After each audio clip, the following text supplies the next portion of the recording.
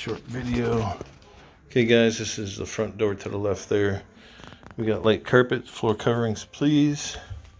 Switches on the side of the furnace. Humidistat works, humidifier works. New vent pipe, new cased coil. Any PVC you see needs to be replaced, possibly even re-leveled. Media box is fine. We do have an outlet built inside the furnace. Probably want to move that out. New gas shutoff, any gas pipe that you need. We do have a pan here, but no switch. If you'd like to reuse this, you can, but we do need a float switch. Currently, this pan is 29 by 29, looks like.